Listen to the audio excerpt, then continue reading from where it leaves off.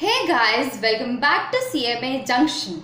In this video, we are going to continue study note 8 related to strategic financial management, that is security analysis and portfolio management. पिछली class में हमने security analysis को पूरी तरीके से complete किया। आज हम स्टार्ट कर रहे हैं पोर्टफोलियो मैनेजमेंट। तो सबसे पहले हमको समझना पड़ेगा कि पोर्टफोलियो क्या है। पोर्टफोलियो मतलब आपने समझ लीजिए कई सारी इन्वेस्टमेंट्स की है, जैसे कि स्टॉक में, शेयर्स में, म्यूचुअल फंड में, बॉन्ड, कैश या फिर बैंक में, किसी भी तरह की आपने इन्वेस्टमेंट की है कहीं पे भी, इन्वेस्टर की इनकम के हिसाब से, बजट के हिसाब से और टाइम फ्रेम के हिसाब से। मतलब मैंने इन्वेस्टमेंट किया तो अपनी इनकम के हिसाब से, अपनी बजट के हिसाब से और अपने टाइम फ्रेम के हिसाब से मैंने अपना इन्वेस्टमेंट किया है। तो ये कलेक्शन ऑफ इन्वेस्टमेंट्स को हम पोर्टफोलियो बोलते हैं। और portfolio in collection of investments को मैनेज करना हमारा पोर्टफोलियो मैनेजमेंट कहलाता है। सो पोर्टफोलियो मैनेजमेंट की आपको डेफिनेशन भी यहाँ पे बताई गई है। Portfolio management refers to selection of securities, ऐसी सिक्योरिटीज को सिलेक्ट करना और हमारा जो पोर्टफोलियो है उसको कंटिन्यूसली शिफ्ट करते रहना। मतलब हमको हमेशा एक ही सिक्योरिटी में इन्वेस्ट करके नहीं रखना है, हमको पहली बात तो अलग अलग सिक्योरिटीज़ में इन्वेस्ट करना है ताकि हमारा जो पैसा है वो अलग अलग जगह डिवाइड हो जाए। अगर देखिए आप एक ही जगह इन्वेस्ट करेंगे तो दो सिचुएशंस हो सकती है, या तो वो आपके जो भी आपने सिक्योरिटीज़ में इन्वेस्टमेंट की है वो तो हाई चला जाए, या फिर उसकी सिचुएशन उल्टी हो जाए, मतलब वो पूरी तरीके से लो जाने लग जाए। ठीक है, तो अगर हाई गया तो वो आपके लिए बहुत ज़्यादा बेनिफिशियल हो जाएगा, लेकिन अगर वो लो गया तो आपको बहुत ज़्यादा रिस्क बेयर करना पड़ेगा।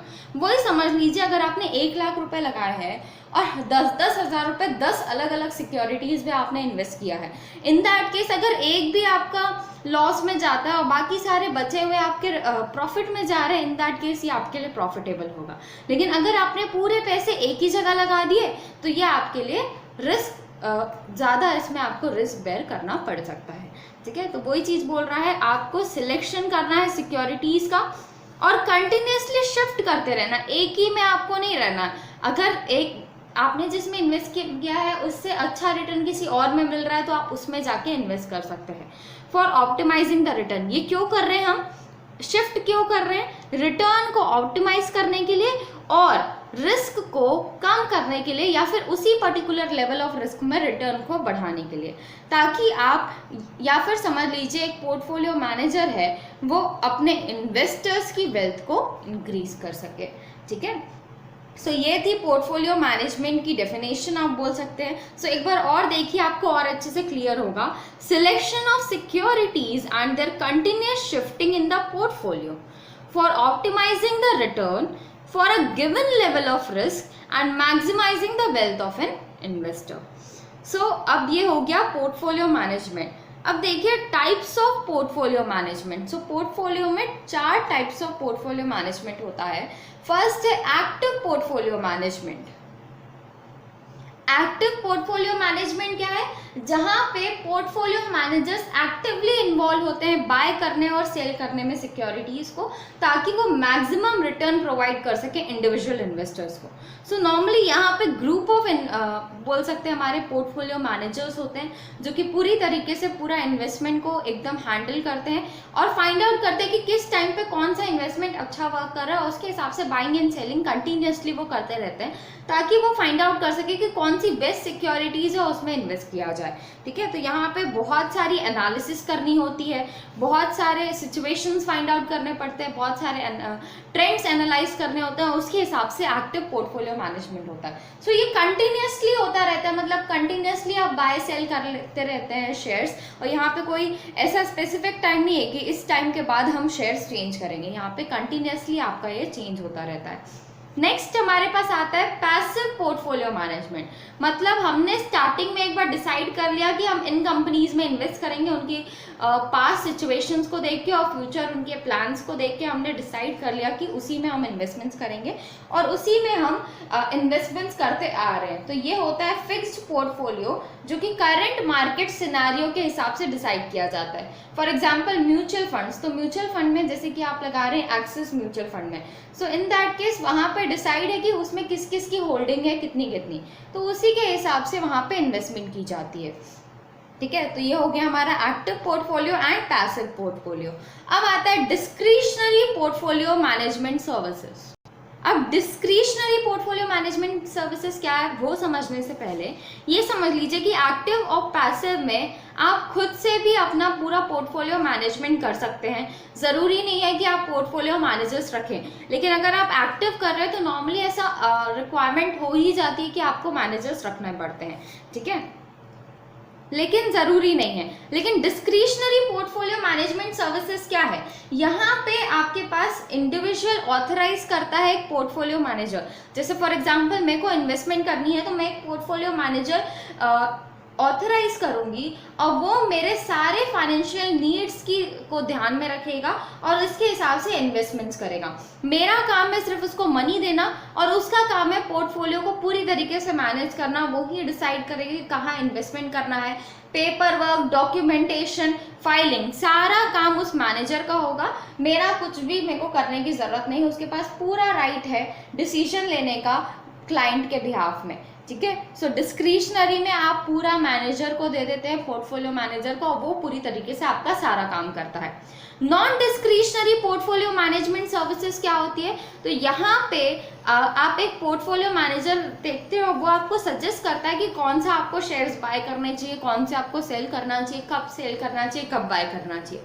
सो वो आपको सजेशंस दे देगा। डिसीजन लेना आपका काम है, आप अपने रिक्वायरमेंट्स के हिसाब से डिसीजंस ले सकते हैं। आई होप ये क्लियर हुआ हो। Active, passive, discretionary and non discretionary portfolio management हमने यहाँ पे देखा। नेक्स्ट हमारे पास आता है major task involve in portfolio management. So portfolio management करते हैं तो उसमें कुछ टास्क आपको परफॉर्म करना पड़ता है, या फिर आप इसको स्टेप्स भी बोल सकते हैं पोर्टफोलियो मैनेजमेंट के। सो सबसे पहले आपको क्या करना होता है, सबसे पहले तो फॉर एग्जांपल मैं इन्वेस्ट करना चाह रही हूँ तो मेरे को सबसे पहले अपनी करंट सिचुएशन एनालाइज करनी होगी। मैं कितना रिस्क कैपेसिटी है, मैं रिस्क ले सकती हूँ कि नहीं, मुझे वो देखना होगा, ठीक है। और मुझे कितना रिटर्न रिक्वायर्ड है अपने इन्वेस्टमेंट्स के में, वो भी देखना बहुत ज़रूरी है। तो सबसे पहला आपका काम है कि डिसीजंस लो कि कहाँ कहाँ आप इन्वेस्ट करना चाहते हो, मीन्स आप कौन कौन से इन्वेस्टमेंट रखना चाहते हो, मैं कितना रिस्क लेने के लिए तैयार हूँ, कितना रिटर्न मुझे चाहिए, उसके हिसाब से मैं डिसाइड करूँगी कि क्या है मेरी इन्वेस्टमेंट मिक्स होगी और क्या क्या पॉलिसीज होंगी, ठीक है। जैसे मेरे को रिस्क कम चाहिए, मैं ज़्यादा रिस्क बेयर नहीं कर सकती, इन दैट केस मेरे को फिक्स डिपॉजिट में इन्वेस्टमेंट्स करनी चाहिए, ठीक है। अगर मैं रिस्क ज़्यादा ले सकती हूँ तो मुझे इक्विटी में इन्वेस्टमेंट करनी चाहिए, क्योंकि वहाँ पर रिटर्न मिलना as compare to fix deposit ज़्यादा रहता है, लेकिन वहाँ पर रिस्क भी आपको ज़्यादा बेयर करना पड़ेगा। नेक्स्ट आता है मैचिंग इन्वेस्टमेंट्स टू ऑब्जेक्टिव।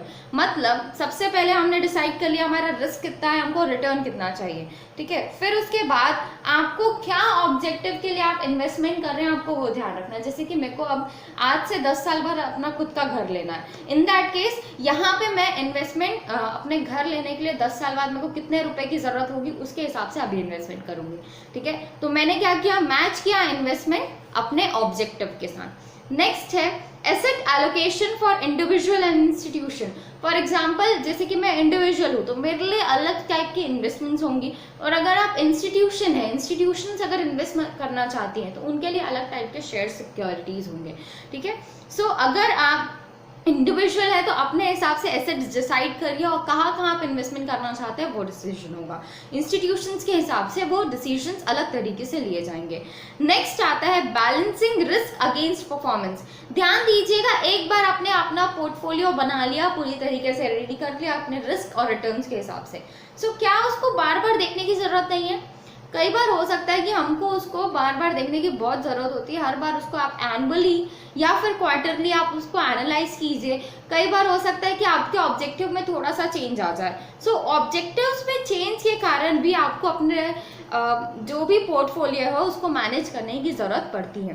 साथ साथ आपने जिस भी सिक्योरिटी में इन्वेस्ट किया है उन सिक्योरिटीज़ में कुछ चेंजेस आए हैं, वो वैसा नहीं वर्क कर रही है जैसा आप चाहते थे, इन दैट केस भी आपको यहाँ पे अपने पोर्टफोलियो को वापस से रीबैलेंस करना पड़ेगा, रीएलोकेट करना पड़ेगा आपके इन्वेस्टमेंट्स को, ठीक है। तो लास्ट पॉइंट है बैलेंसिंग रिस्क अगेंस्ट परफॉर्मेंस। किस तरीके से परफॉर्मेंस हुई है उसके अकॉर्डिंग आप इसको चेंज कीजिए, ठीक है। नेक्स्ट हमारे पास आता है objectives of portfolio management. So portfolio management हम करते क्यों है, मेन ऑब्जेक्टिव हमारा क्या होता है। सबसे पहला और मेन ऑब्जेक्टिव होता है रिस्क को रिड्यूस करना।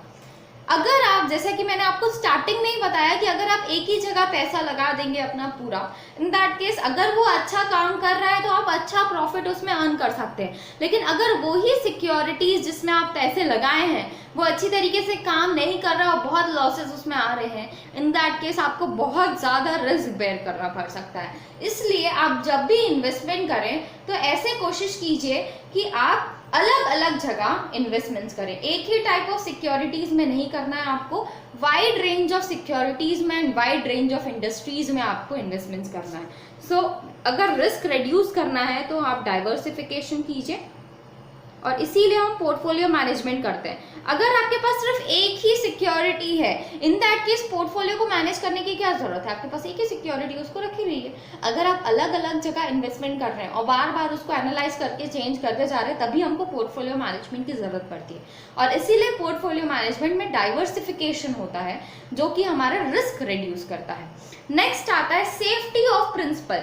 देखिए, कोई भी इन्वेस्टमेंट करता है, जैसे कि मैं भी अगर इन्वेस्टमेंट करती हूँ तो मैं चाहूंगी कि मेरा जो मैंने प्रिंसिपल अमाउंट डाला है, समझ लीजिए मैंने 1 लाख रुपए इन्वेस्टमेंट किया है, सो भले मेरे को रिटर्न मिले या ना मिले, मैं ये तो जरूर चाहूंगी कि मेरा वो 1 लाख रुपए मुझे वापस मिल जाए। ठीक है, सो मेन आपका क्या ऑब्जेक्टिव होता है, आपको अपने प्रिंसिपल वापस चाहिए होता है। आपने जो भी फर्स्ट टाइम में इन्वेस्टमेंट की है एटलीस्ट वो तो आपका वापस आना चाहिए। तो आपका प्रिंसिपल की सेफ्टी होना बहुत जरूरी है। अगर आप इन्वेस्टमेंट कर रहे हैं तो पोर्टफोलियो मैनेजमेंट का भी ऑब्जेक्टिव होता है सेफ्टी ऑफ प्रिंसिपल। ठीक है, नेक्स्ट आता है स्टेबिलिटी ऑफ इनकम। इनकम मतलब जो भी इंटरेस्ट या डिविडेंड आपको उस पर्टिकुलर सिक्योरिटी से मिल रहा है वो स्टेबल होना चाहिए, और साथ साथ उसमें ग्रोथ होना भी बहुत जरूरी है।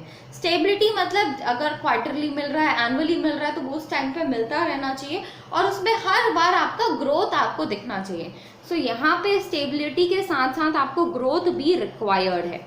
नेक्स्ट आता है capital growth. Capital growth that means आपने जो प्रिंसिपल इन्वेस्ट किया है उस पे ग्रोथ। तो आप देखते हैं कई बार हम इन्वेस्टमेंट करते हैं, जैसे कि समझ लीजिए हमने ₹100 पर शेयर वाली सिक्योरिटीज में इन्वेस्टमेंट किया है। इन दैट केस इस पे कैपिटल ग्रोथ कब आएगी, जब इसकी मार्केट वैल्यू फॉर एग्जांपल 150 पर शेयर हो गई। तो यहाँ पे आपकी कैपिटल में ग्रोथ हुआ है कितना, ₹50 पर शेयर। ठीक है, तो ये कैपिटल ग्रोथ की बात की जा रही है। हमको इनकम तो चाहिए होती है, मतलब फॉर एग्जांपल इंटरेस्ट और डिविडेंड्स चाहिए होते हैं, और साथ साथ हमारे जो कैपिटल हमने डाला है उस पर भी हमको ग्रोथ रिक्वायर्ड होता है। सो इसीलिए हम पोर्टफोलियो मैनेजमेंट करते हैं अकॉर्डिंग टू सिक्योरिटीज, ताकि हम ऐसी सिक्योरिटीज ले सके जिन पे मार्केट वैल्यू भी इंक्रीज हो रही है। नेक्स्ट आता है मार्केटेबिलिटी और लिक्विडिटी। आप ज़्यादातर यही चाहेंगे कि आपके जो भी आप इन्वेस्टमेंट कर रहे हैं, अगर आपको आगे जाके पैसों की ज़रूरत पड़ती है तो आप उनको लिक्विडेट करा सके। जिस भी शेयर सिक्योरिटी में आपने इन्वेस्टमेंट किया है उनको जल्द से जल्द लिक्विडेट करा सके। सो आप ये भी चेक करते हैं कि वो पर्टिकुलर सिक्योरिटीज़ जो है मार्केटेबल है कि नहीं, मतलब अगर मैं अभी उसको बेचने जाऊँ तो मैं उसको बेच सकती हूँ या बेच सकता हूँ कि नहीं। ठीक है, नेक्स्ट आता है टैक्स सेविंग। अब देखिए, इन्वेस्टमेंट कर रहे हैं, इन्वेस्टमेंट क्यों कर रहे हैं, अच्छा खासा अर्न करने के लिए अर्न कर रहे हैं आप, अच्छा खासा समझ लीजिए, और इन्वेस्टमेंट में आपको टैक्स दे देना पड़ रहा है 30%, 40%। तो क्या आपको ये ठीक लगेगा? तो ऐसा लगेगा हमने इतना अर्न किया, कोई मतलब ही नहीं हुआ। तो आप क्या चाहेंगे कि हमारा जो एसेट्स है जिसमें भी हमने इन्वेस्टमेंट किया है उसमें हम टैक्स सेविंग भी कर पाए। तो ये सारे हमारे नॉर्मल ऑब्जेक्टिव्स हमने देखे कि पोर्टफोलियो मैनेजमेंट के क्या क्या ऑब्जेक्टिव्स हो सकते हैं। नेक्स्ट देखिए, अब आता है हमारे पास basic principles of portfolio management. So portfolio management 2 principles पे वर्क करता है। First, effective investment planning, and second is constant review of investment. सबसे पहले तो अच्छा खासा इन्वेस्टमेंट करो, अच्छी जगह करो, मस्त ढूंढ ढूंढ के, और जहां पे भी आपने इन्वेस्टमेंट किया उसको रिव्यू करते रहो time to time. So first point हम देखते हैं इफेक्टिव इन्वेस्टमेंट प्लानिंग।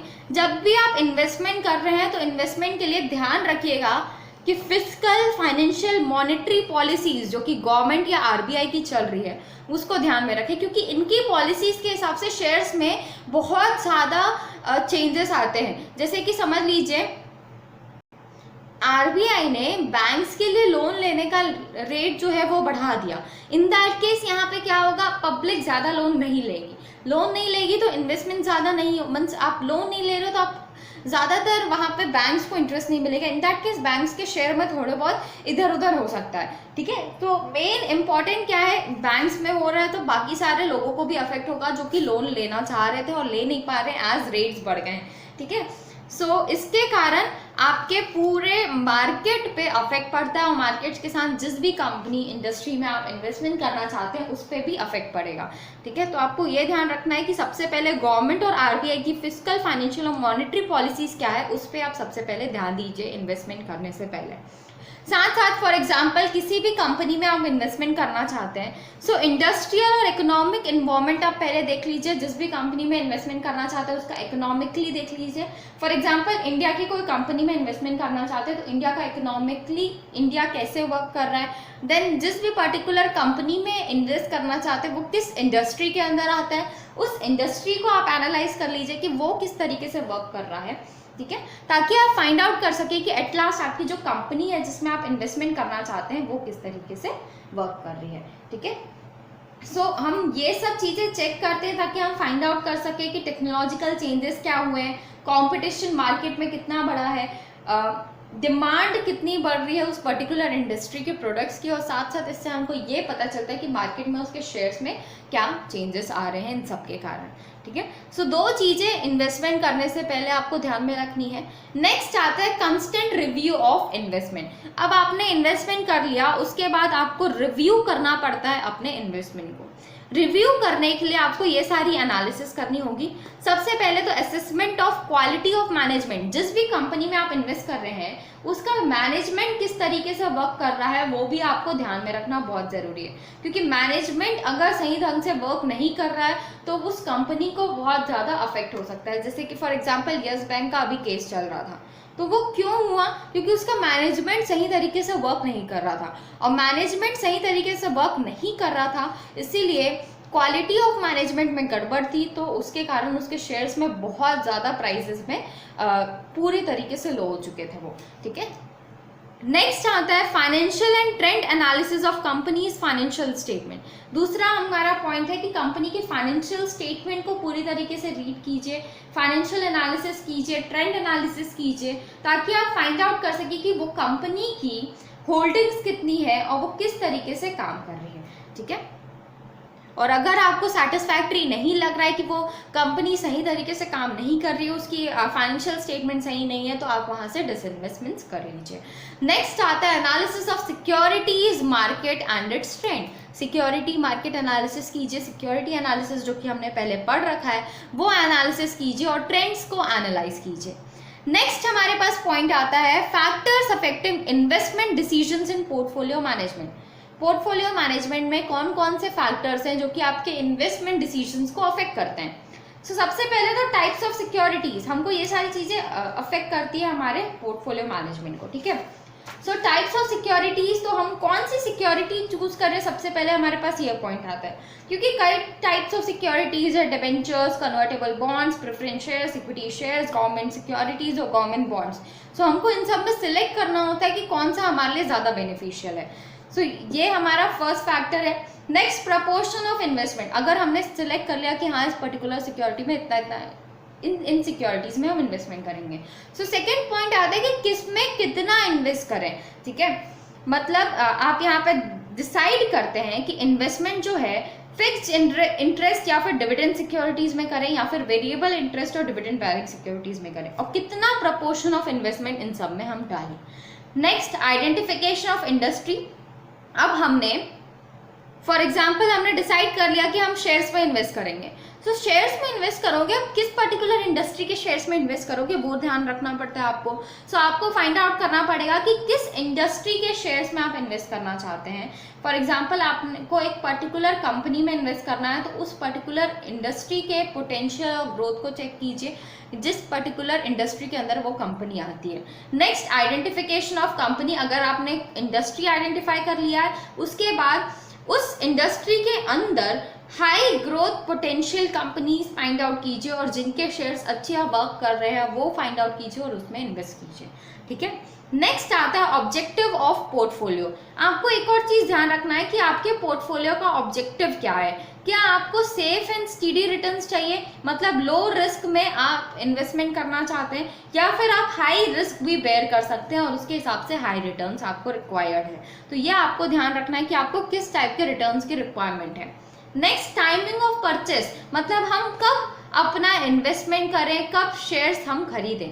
ठीक है, फॉर एग्जाम्पल आप यहाँ पे शॉर्ट टर्म गेन के लिए आए हैं इन्वेस्टमेंट करने, तो आपको क्या करना चाहिए, जब आपको दिखे कि लोअर एकदम प्राइस चला गया तब आपको इन्वेस्टमेंट कर लेना चाहिए, ताकि आप जाके आगे में हायर रिटर्न्स उस पर अर्न कर सके।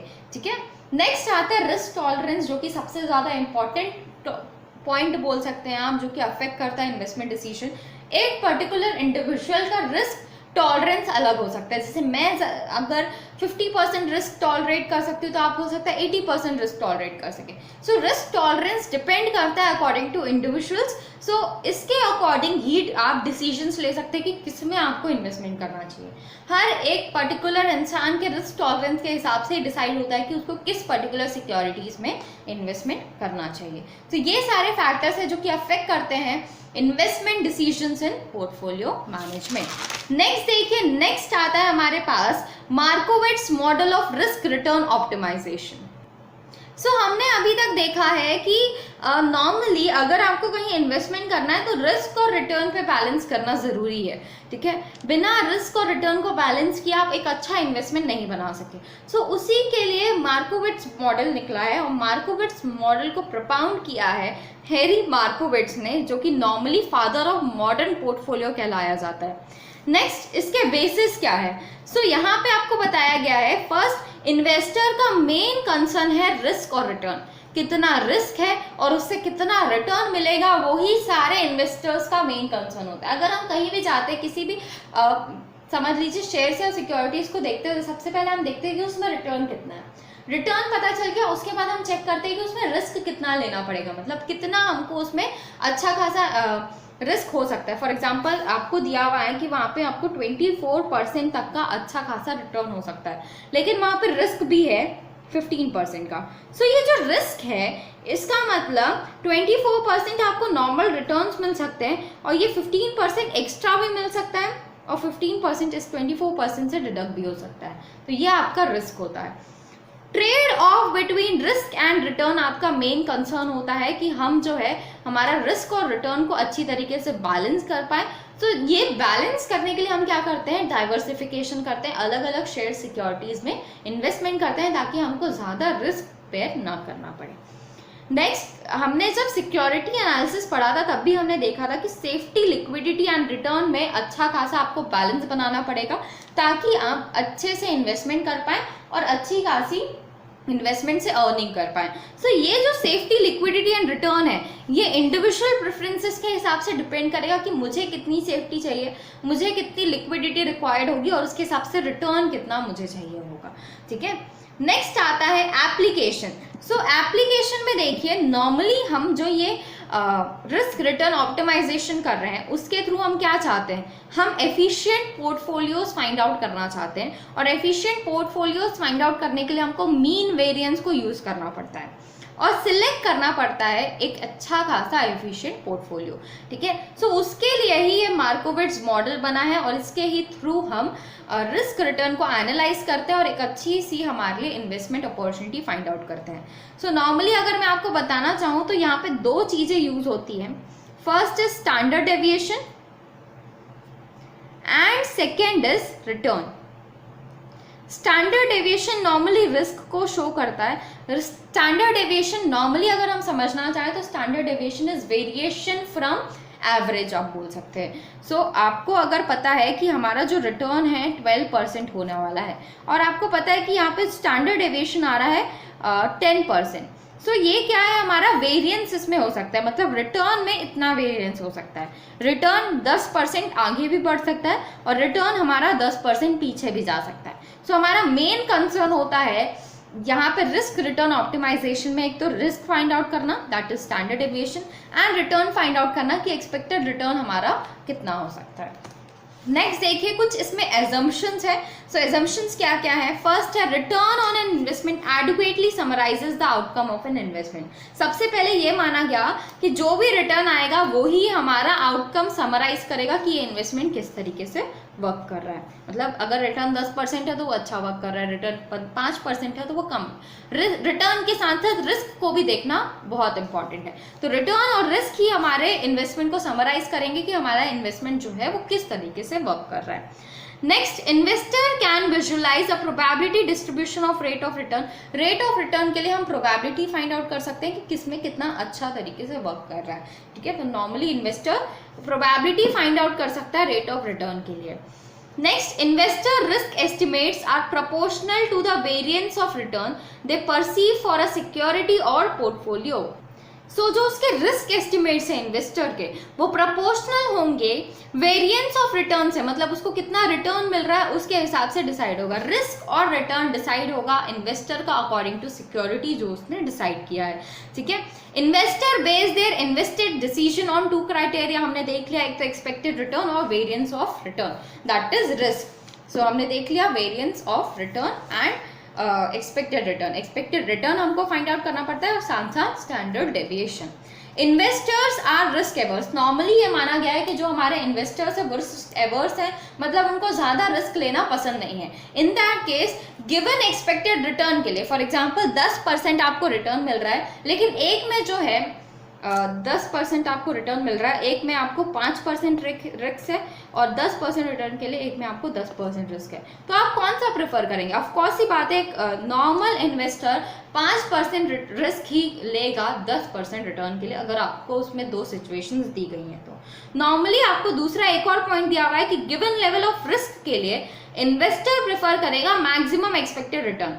फॉर एग्जाम्पल ये हमारे रिस्क है, ठीक है, और ये हमारे रिटर्न्स है। इन दैट केस रिस्क हमारा जो है कांस्टेंट है, उसमें आप रिटर्न कौन सा प्रेफर करेंगे? जो रिटर्न आपको ज़्यादा दे रहा है। तो वही चीज़ यहाँ बोली गई है कि अगर आपको 10% के लिए 5% रिटर्न मिल रहा है, 10% के लिए 10% रिटर्न मिल रहा है, इन दैट केस हम कौन सा प्रेफर करेंगे? जिसमें आपको ज़्यादा रिटर्न मिल रहा है।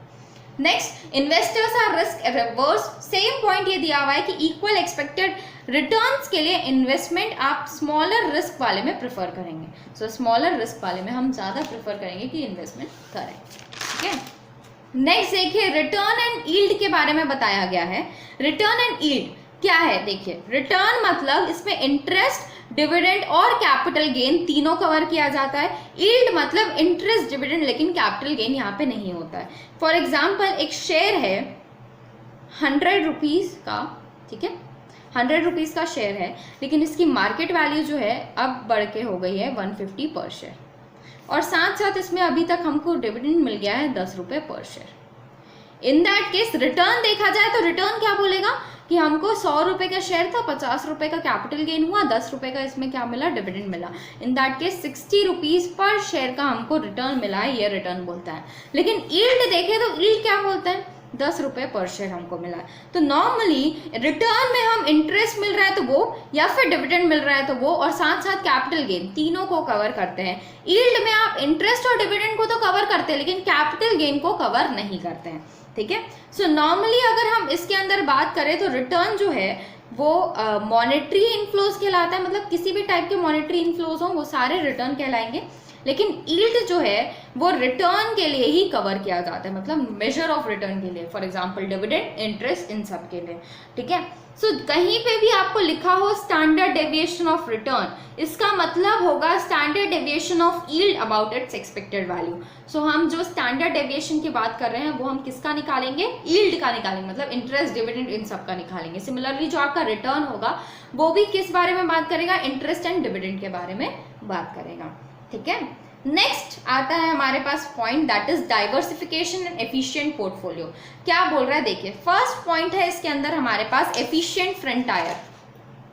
किसी भी पोर्टफोलियो को सिलेक्ट करने के लिए आपको अलग अलग पोर्टफोलियोज को कंपेयर करना बहुत ज़रूरी है, क्योंकि अगर आपका पोर्टफोलियो एफिशिएंट नहीं है दूसरे वाले पोर्टफोलियो से, फॉर एग्जांपल मेरा पोर्टफोलियो में मैंने 10% रिस्क लिया है और 20% रिटर्न अर्न कर रही हूँ, और एक मिस्टर ए है जो कि 20% रिटर्न ले रहे हैं और 20% रिस्क बेयर कर रहे हैं, तो इन दैट केस पोर्टफोलियो किसका अच्छा है? मेरा अच्छा है क्योंकि मैंने कम रिस्क में उतना ही रिटर्न अर्न किया। तो यही चीज बोला जा रहा है कि अगर आपका फ्रंटायर एफिशिएंट नहीं है, पोर्टफोलियो एफिशिएंट नहीं है, इन दैट केस आप इसको इसके थ्रू एफिशिएंट बना सकते हैं। सबसे पहले तो आप क्या कीजिए, higher expected value of return लीजिए लोअर रिस्क में, मतलब रिस्क कम कर लीजिए, रिटर्न बढ़ा लीजिए, या फिर रिस्क उतना ही रहने दीजिए और रिटर्न बढ़ा लीजिए।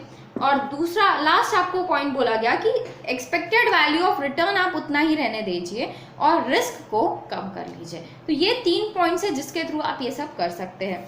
नेक्स्ट आता है ऑप्टिमम पोर्टफोलियो। ऑप्टिमम पोर्टफोलियो मतलब according to your situations, according to your risk bearing and return requirements, उसके हिसाब से आपकी प्रेफरेंसेस के हिसाब से एक पोर्टफोलियो बनाना ऑप्टिमम पोर्टफोलियो कहलाता है, अकॉर्डिंग टू योर रिक्वायरमेंट्स। ठीक है, तो ये रिस्क रिटर्न प्रेफरेंस के ऊपर डिपेंड करता है कि एक पर्टिकुलर इंडिविजुअल कितना रिस्क और कितना रिटर्न लेना चाहता है।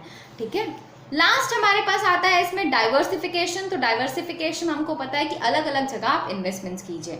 ठीक है, यहाँ पे एसेट्स को कंबाइन किया जाता है ताकि आप पोर्टफोलियो के रिस्क को कम कर सके अपने रिटर्न्स को सैक्रिफाइस किए बिना।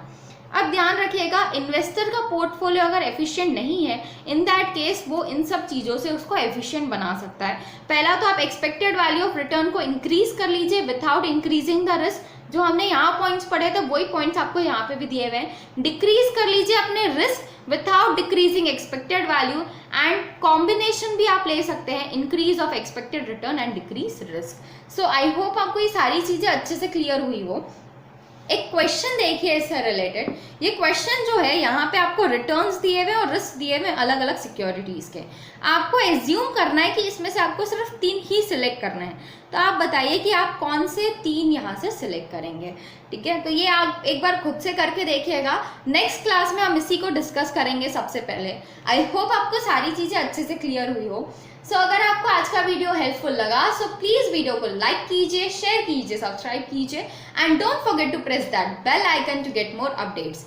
सो that's it, see you all in the next video.